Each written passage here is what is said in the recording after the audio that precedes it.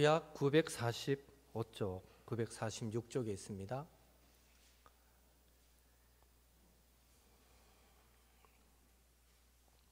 잠언 31장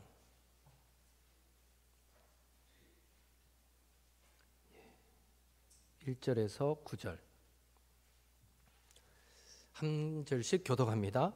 르무엘 왕이 말씀한 바 곧 그의 어머니가 그를 훈계한 잠언이라.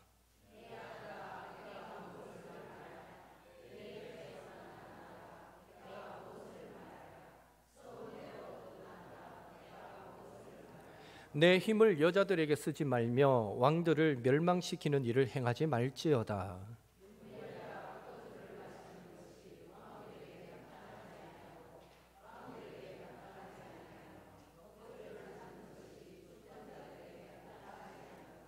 술을 마시다가 법을 잊어버리고 모든 공고한 자들의 송사를 굽게 할까 두려우니라.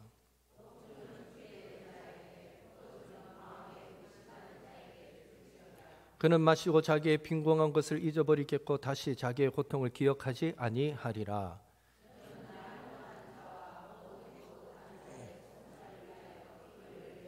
같이 읽습니다. 너는 입을 열어 공의로 재판하여 공고한 자와 궁핍한 자를 신원할지니라. 아멘.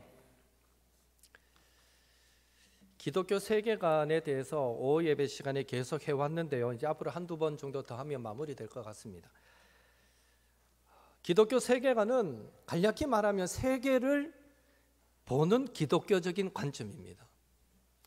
그런데 이 세계와 관련해서 두 가지 생각해 볼 문제가 있습니다. 첫째, 이 세계에는 기독교인만 살고 있지 않다는 것입니다.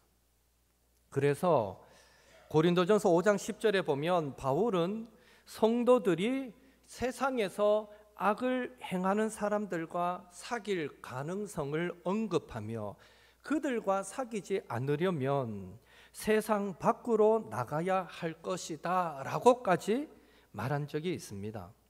그러니까 바울의 말은 세상 사람들과 사귀지 않는 것이 가능하단 말입니까? 불가능하단 말입니까? 예, 불가능하다. 예. 세상에서 살아가는 한 기독교인이 아닌 사람들과 함께 살아가며 만나고 사귈 수밖에 없습니다.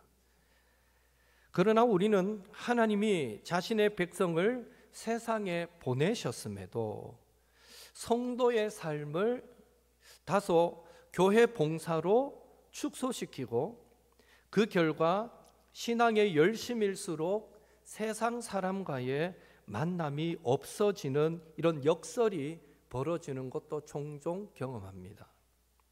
그렇게 교회 생활에 매몰될수록 세상과 소통하는 법을 자꾸만 잊어가고 있는 것입니다. 그러나 바울의 말대로 참된 신앙은 사실 세상과 분리되는 것이 아닙니다. 여기서 둘째 문제가 대두됩니다. 그렇다면 참된 신앙이 세상과 분리되는 것이 아니라면 신자와 비신자들이 동일한 관점이나 가치관을 소유할 수 있겠는가 하는 것입니다. 과연 창조주와 십자가를 모르는 사람들과 우리가 통할 수 있겠는가 하는 것이죠. 이런 문제들에 대해서 잠언은 흥미로운 어떤 통찰을 우리에게 제공해 줍니다. 잠언이라는 말의 일반적인 의미는요, 사람이 살아가는데 훈계가 되는 짧은 말이란 뜻입니다. 잠언. 그 의미 자체는 특별히 기독교적이지는 않습니다. 영어로 잠언, 프로버브스는 속담이라는 뜻이고요. 잠언의 히브리어 제목이 미슐레의 의미도 크게 다르지 않습니다. 즉 잠언은 속담집이라는 것입니다. 물론 주변 문화와 다른 이 잠언만의 독특함이 있기는 합니다. 가령 잠언은 시작과 끝에서 여호와를 경외하는 것의 중요성을 강조하고 있고요. 또 다른 나라의 지혜 문학에 나오는 다신론적 세계관이 잠언에는 나오지 않습니다. 차이가 있기는 합니다. 그러나 이런 잠언의 독특성과 동시에 또 주변 문화와 통하는 그런 잠언의 보편적인 성격, 그런 부분이 있다는 사실을 우리는 놓치지 말아야 합니다.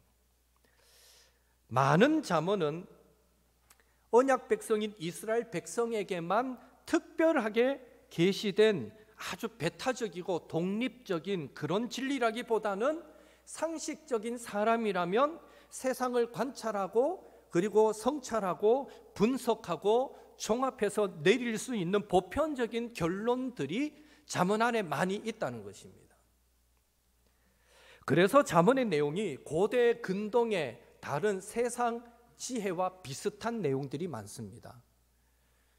가령 잠언 22장 17절에서 23장 11절까지의 말씀은 이집트의 아멘에모펫이라는 사람의 교훈과 거의 내용이 비슷합니다. 잠언 22장 22절 같이 읽겠습니다. 약한 자를 그가 약하다고 탈취하지 말며 공고한 자를 성문에서 압제하지 말라. 아멘에모펫 2장에 보면 이런 글이 있습니다. 억압받는 자를 빼앗지 않도록, 무능한 자를 엿듣지 않도록 내 자신을 지키라. 비슷한 내용들이 나옵니다. 잠언 23장 10절을 함께 읽겠습니다. 잠언 23장 10절.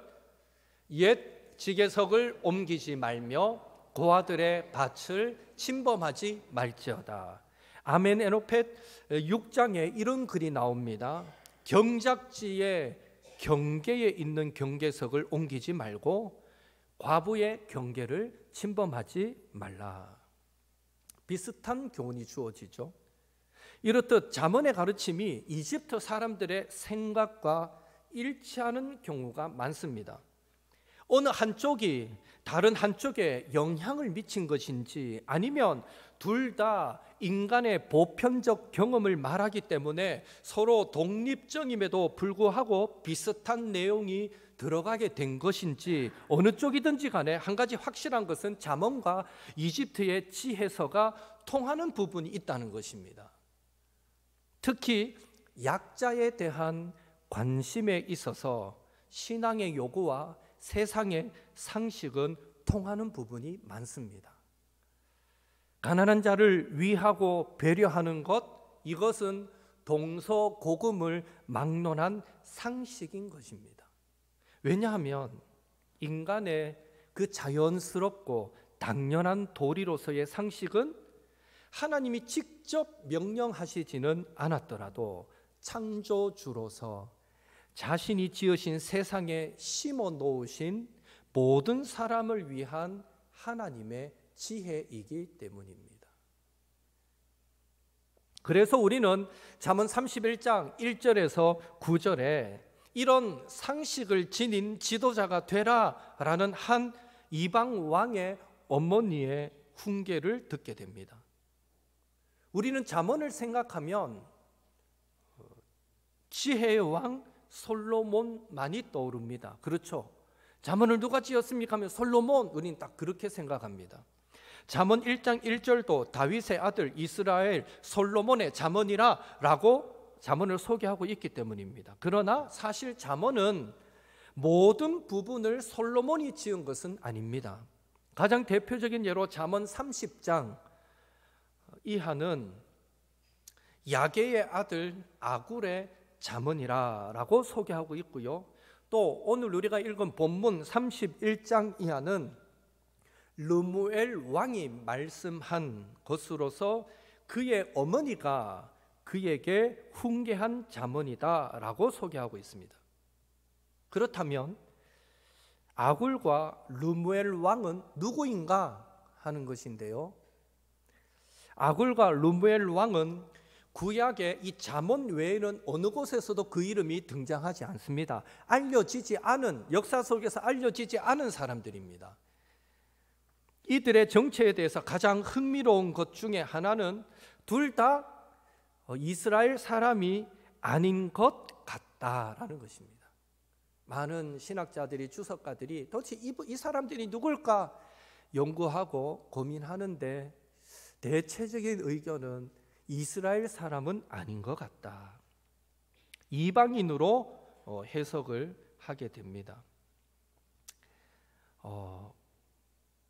새 번역은, 우리는 개역 개정판 성경을 보는데 새 번역 성경에 보면 잠언 30장 1절을 이것은 마사 사람 야게의 아들 아굴이 한 말이라 라고 번역하고 있습니다. 우리가 읽는 잠언 30장 1절은 마사 사람 이런 말이 안 나와요. 이것은 야게의 아들 아굴이 말한 잠언이라 이렇게 되어 있는데, 이 새 번역은 그 번역도 해놓고 이어서 이런 번역도 가능하다라고 해놓고 하는 말이 이것은 마사 사람 야게의 아들 아굴이 한 말이다라고 번역하고 있습니다. 그러니까 마사 사람이라는 전제를 달면 이방인이 한 말이 된 겁니다. 마찬가지로 루멜 왕도 많은 신학자들은 솔로몬의 다른 이름일 것이다.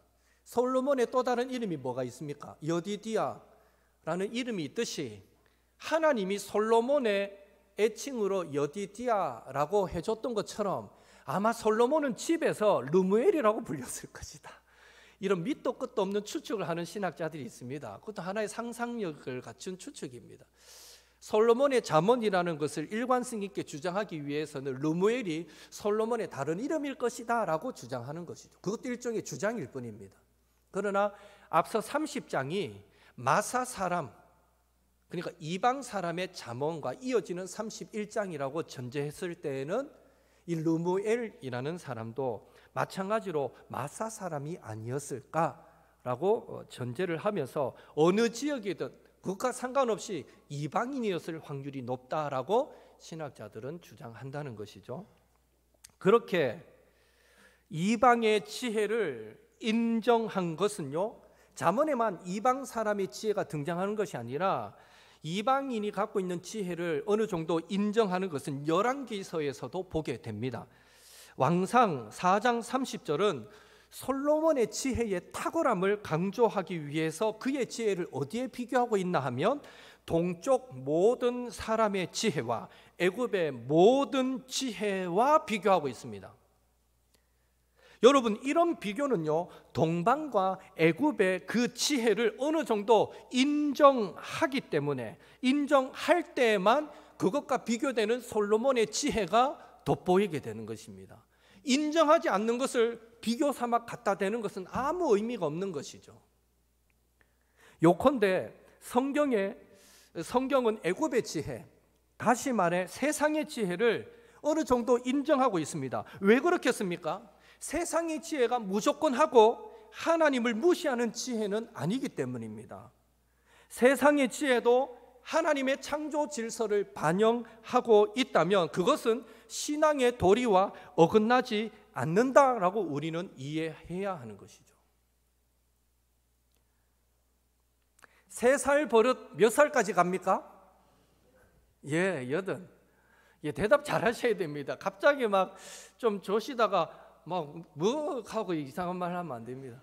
3살 버릇 8까지 갑니다. 한국 속담 우리 누구나 다 알고 있습니다. 그런데 성경에도 이 속담이 그대로 나오고 있다는 것을 아시는지요? 잠언 22장 6절 함께 읽겠습니다. 마땅히 행할 길을 아이에게 가르치라. 그리하면 늙어도 그것을 떠나지 아니하리라. 이 구절을 공동 번역은 이렇게 번역하고 있습니다. 함께 읽겠습니다. 세상 버릇, 공동 번역 띄워주십시오. 혹시 안 띄웠습니까? 제가 읽어드리겠습니다. 똑같은 구절을 공동 번역은 어떻게 번역하고 있나 하면 세상 버릇 8까지 간다. 3살 버릇 8까지 간다. 마땅히 따를 길을 어려서 가르쳐라. 한국 속담에 낱말은 누가 듣고? 새가 듣고, 반말은 누가 듣습니까? 지가 듣는다. 속담이니까 다 아는 내용이잖아요. 이 속담이 사용된 성경 구절도 있습니다. 전도서 10장 20절 같이 읽겠습니다. 심중에라도 왕을 저주하지 말며 침실에서라도 부자를 저주하지 말라. 공중의 새가 그 소리를 전하고 날짐승이 그 일을 전파할 것임이니라. 마지막 부분에 공중의 새가 그 소리를 전하고 날짐승이 그 일을 전파할 것임이니라, 이 부분을 공동 번역은 낱말은 새가 듣고 반말은 쥐가 듣는다라고 번역하고 있습니다. 같은 의미라는 거예요. 오늘 읽었던 본문인 잠언 31장에 르무엘 왕의 어머니가 한 교훈도 가만히 읽어보면 뭐 특별한 교훈이 아닙니다.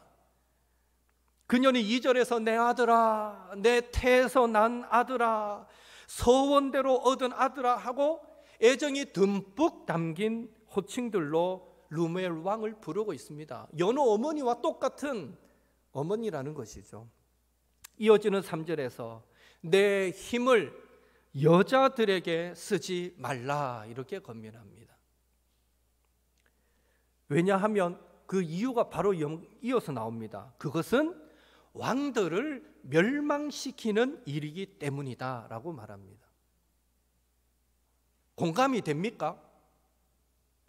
왕들이 여자에게 힘을 다 쏟으면 멸망하게 된다, 이게 공감이 되는 말입니까? 예, 그렇죠. 아니라도 그렇다 하십시오. 다시 말해 성적인 탐닉에 빠지는 것은 왕들이 멸망하는 지름길이다라고 지금 르무엘 왕의 어머니가 그 아들 왕에게 권면하고 있는 것입니다. 사실 이것은요, 구원 얻은 성도들만 알 수 있는 심오한 진리가 아닙니다. 매우 상식적인 충고입니다. 나라의 운명과 백성의 삶이 아니라 자신의 쾌락에 온통 정신이 팔린 왕이 잘 될 수가 있습니까? 없습니까? 없다라는 것이죠. 하나님을 몰라도 상식적인 분별력이 있는 사람이라면 누구나 알 수 있는 지혜인 것입니다. 르무엘 왕의 어머니는 계속해서 4절에서 7절에 보면 르무엘 왕에게 술에 빠져서 판단력이 흐려지지 말도록 해라 라고 훈계합니다. 당시 문화 배경 속에서 성경이 포도주를 엄격하게 금하지는 않았습니다. 오히려 포도 열매를 먹고 포도주를 즐길 수 있는 것은 하나님의 축복으로 종종 성경에서 묘사되고 있는 것입니다. 그러나 오늘 본문은 포도주를 마시는 것과 독주를 찾는 것을 짝을 이루고 있습니다. 짝을 지음으로써 판단력이 흐려질 정도로 술을 마시는 것을 경계하고 있는 것입니다. 왜 왕은 판단력이 흐려지면 안 될까요? 왜 포도주와 독주를 찾는 것이 주권자들에게, 리더들에게 부적절한 것일까요? 그것은요, 지도자에게는 법을 지키고 정의롭게 행하며 또 억눌린 사람이 억울한 재판을 받지 않도록 해야 하는 막중한 책임이 지도자에게 있기 때문입니다. 그런 의미에서 우리가 읽었던 잠언 6절, 7절에 보면 독주와 포도주를 가난하고 고통받는 가운데 있는 사람에게 주라는 거예요. 그래서 그들이 고통을 잊게 만들라라고 권면하고 있는데요, 사실 그 권면은 말 그대로 하라라는 권면이 아닙니다. 전후 문맥 속에서 이해할 수 있는 그 권면은 고통 가운데 있는 자들을 돕고자 할 때에 술은 임시 방편이라는 거예요. 잠시 고통을 잊게 해주는 것뿐이라는 거예요. 다시 말하면 그거는 그들에게 아무런 도움이 안 된다라고 지금 르무엘 왕의 어머니가 왕에게도 독주를, 포도주를 가까이 하지 마라 하지만 그거를 차라리 줄라거든 백성에게 줘서 근심을 잊게 만들어라 했던 그 말조차도 술은 근심에 빠진 백성들에게 아무 도움이 안 된다라고 가르치고 있는 것입니다. 그래서 이어지는 8절 9절은 지도자는 슬픔과 고독과 억눌림과 궁핍 가운데 있는 자들을 어떻게 도와야 할지를 이 르무엘 왕의 어머니가 권면하고 있는데, 그들은 슬픔과 고독에 눌려서 마치 벙어리처럼 할 말을 못하는 사람이 다 되어버렸기 때문에 왕은 그들을 대신하여 왕의 입을 열어서 정의로운 재판을 집행해야 한다라고 르무엘 왕의 어머니가 가르치고 있습니다. 이 역시 사실은요, 이 땅의 모든 지도자에게 요구되는 지극히 상식적인 얘기입니다. 재판을 공의롭게 해야 됩니까? 지 마음대로 그냥 자기한테 이익되는 대로 재판해야 됩니까? 당연히 공의롭게, 정의롭게, 가난하다고, 못 배웠다고, 가진 것 없다고, 있는 사람 편 들어주고, 그러면 안 된다라는 것은요, 지극히 상식적인, 지도자가 갖춰야 될 상식적인 부분이라는 거죠. 이런 점에서 잠언 1장 3절 말씀처럼 지혜롭게, 공의롭게, 정의롭게, 정직하게 행할 일에 대하여 훈계를 받는 것이 잠언의 목적이다라는 것은 우리에게 시사하는 바가 큽니다. 잠언이 추구하는 지혜가 공의와 정의를 행하고 정직함을 세우는 지혜라면 그런 지혜는요, 상식적인 지도자의 특징이기 때문입니다. 뭐 특별히 막 구원의 진리를 담고 있는 이런 차원의 특별한 계시가 아니라는 거예요. 지극히 상식적인 그런 가르침입니다.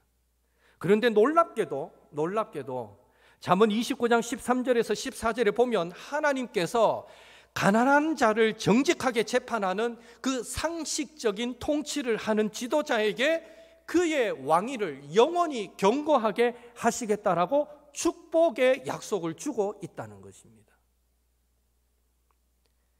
이런 사실이 강조하는 바가 뭐겠습니까?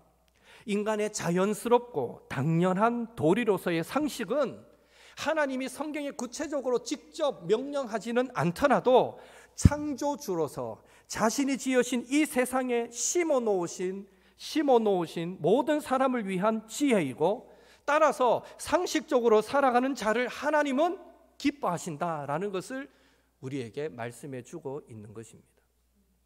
그런 의미에서 하나님은, 이 하나님의 창조는 기독교적인 가치와 인간의 자연스럽고 당연한 도리인 상식의 공통 분모다라고 말할 수 있습니다. 다시 말해 하나님의 창조는요, 세상의 지혜를 신앙으로 소화할 수 있는 근거가 되고요. 그렇잖아요. 하나님이 창조하셨어요. 그러니까 이 세상에 흐르는 일반 상식도 하나님이 창조하신 것이에요. 그러니까 하나님의 창조는 세상의 지혜를, 세상의 상식을 신앙적으로 소화하게 하는 근거가 되고요. 또 기독교 신앙 안에 상식이 자리 잡을 수 있는 터를 마련해 주고 있는 것입니다. 하나님께서 자연 법칙뿐 아니라 인간이라면 누구나 지니는 도덕적인 감각 또한 만드셨기 때문에 신앙의 여부를 막론하고 우리가 공유할 수 있는 가치와 관점이 있는데, 그것이 바로 자연법이다라고 말할 수 있고 다르게는 상식이다라고 말할 수 있다는 것입니다. 그래서 우리 신앙은요, 상식을 초월하는 경우도 있지만 상식적일 때가 더 많다는 것을 잊어서는 안 됩니다. 그렇기에 상식을 신앙의 이름으로 무시하는 것은 기독교 신앙이 아니고 그야 그 말 그대로 그것을 몰상식이다라고 우리는 말할 수밖에 없다는 것이죠. 말씀을 정리하겠습니다. 하나님은 우리가 자연스럽게 받아들이고 행할 만한 상식들을 자신의 창조 세계에 심었습니다. 대표적인 상식이 뭡니까? 모든 사람은 존귀하다라는 것입니다. 그래서 사람을 차등하고 가진 것의 기준에서 사람을 나누고 배운 것의 기준에서 사람을 나누고 평가한다면 그거는 하나님 입장에서는요, 상식도 없는 사람이 되는 겁니다. 생명이 돈보다 귀하다라는 것도 상식입니다. 맞습니까? 예, 생명이 돈보다 귀하다. 그런데 돈 때문에 생명 죽는 거 아무렇지도 않게 생각한다면 이 역시 상식이 무너진 하나님 마음을 아프게 하는 일이다라는 것입니다. 어둠이 빛을 이기지 못한다. 반대로 빛은 반드시 어둠을 이긴다라는 것도 상식입니다. 맞습니까? 여러분 생각해도 진리는 비진리를 이깁니까? 예. 꼭 그렇게 믿으십시오. 우리는 자꾸만 이제껏 보아왔고 들어왔고 경험해왔던 현실이 부정과 부패가 더 판을 치는 것 같고 불의한 자가 더 득세하는 것 같은 그런, 호세아도 그런 말도 했지만 그런 시대를 우리가 살아왔기 때문에 아멘 하면서도 때로는 어둠이 빛을 이기지도 않겠나라는 이런 생각이 우리도 모르는 사이에 우리 마음의 한쪽에 자리 잡고 있을 수 있는데요, 이건 상식이 무너져가는 한 예입니다.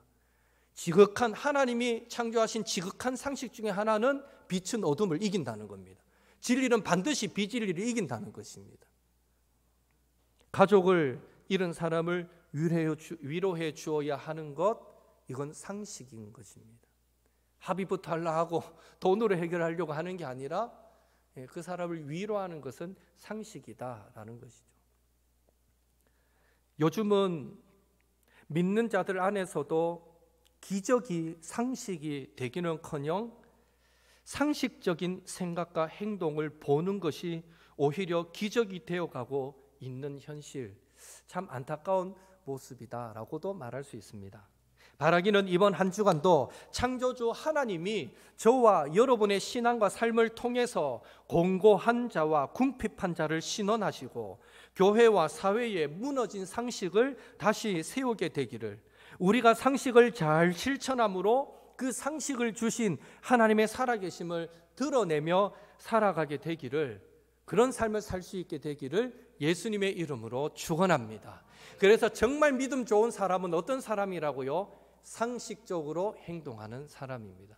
물론 그 상식이 불의를 행하는 상식은 절대 아닙니다. 세상 사람들이 다 따라한다고, 야 이게 상식이야 하면서 불법과 편법을 가르쳐도 그거 따라하는 게 상식이 아니고, 하나님께서 이 천지를 창조하실 때에 자연스럽게 이 자연 법칙 안에 새겨놓으신 상식, 우리 양심 안에 새겨놓으신 상식, 그 상식을 우리는 늘 기억하고 그 상식대로 우리가 순종하여서 정말 우리가 믿음 안에서도 존경받을 만하지만 세상 속에서 지극히 상식적인 모습으로도 존경받을 만한, 그렇게 하나님을 드러내시는 우리 옥토의 성도님들 되시기를 예수님의 이름으로 축원합니다.